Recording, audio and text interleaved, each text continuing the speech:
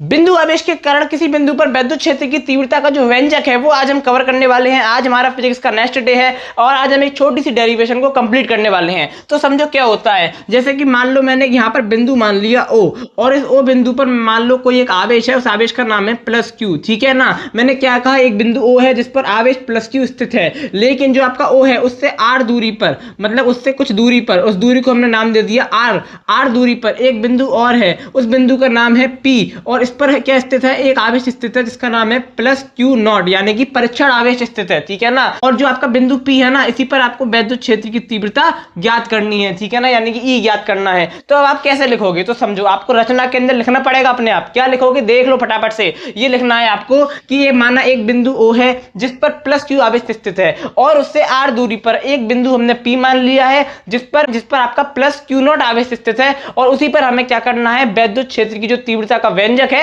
वो ज्ञात करना है। बस आपको इतना सा लिख देना है। उसके बाद क्या करना है, तो देखो प्लस Q आवेश तथा प्लस Q नॉट आवेश पर वैद्युत बल क्या होगा, तो आप जानते हो जो आपका कूलाम का नियम होता है वो लगा दोगे। यहाँ पर कूलाम का नियम क्या होता है, F is equal to 1/4πε0 Q1 Q2 upon में R स्क्वायर। लेकिन यहाँ पर Q1 Q2 नहीं है, यहाँ पर आपका क्या दे रखा है, Q और Q नॉट दे रखा है। तो आप क्या लिखोगे, F is equal to 1/4πε0 Q into में Q नॉट अपॉन में R स्क्वायर। इसको आप क्या कर दोगे, समीकरण फर्स्ट नाम दे दोगे। उसके बाद क्या करोगे, बिंदु P पर वैद्युत क्षेत्र की तीव्रता। अब आप जानते हो E is equal to F upon Q naught क्या होता है, आपका वैद्युत क्षेत्र की तीव्रता होती है, ठीक है ना। तो E is equal to F upon Q naught लिख दिया। अब आप करोगे समीकरण 1 से, यानी कि F की जगह पर अगर आप F की पूरी वैल्यू उठा के F की जगह पर रख दोगे तो क्या होगा, तो रख दो, सिंपल सी बात है। तो E is equal to 1/4πε0 Q into में Q नॉट अपॉन में R स्क्वायर। ये पूरा उतर के आ गया। F की जगह पे अपॉन में क्या दे रखा है, Q नॉट दे रखा है, तो यहाँ पे Q नॉट लिख दिया। अब Q0 से Q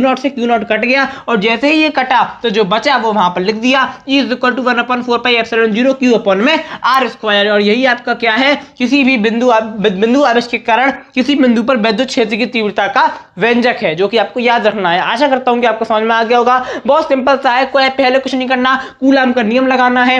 Q1 Q2 की जगह Q इंटू में Q0 नॉट रख देना है। उसके बाद क्या करना है, आपको वैद्युत क्षेत्र की तीव्रता लेनी है। उसके बाद F की वैल्यू वहां रख देनी है, Q नॉट से Q नॉट कट जाएगा और आपका निकल के व्यंजक आ जाएगा। आशा करता हूं कि आपको समझ में आ गया होगा। अब मैं आपको एक और नई क्लास में नए टॉपिक के साथ में, तब तक के लिए धन्यवाद और आप इसका फटाफट से स्क्रीनशॉट कर लीजिए।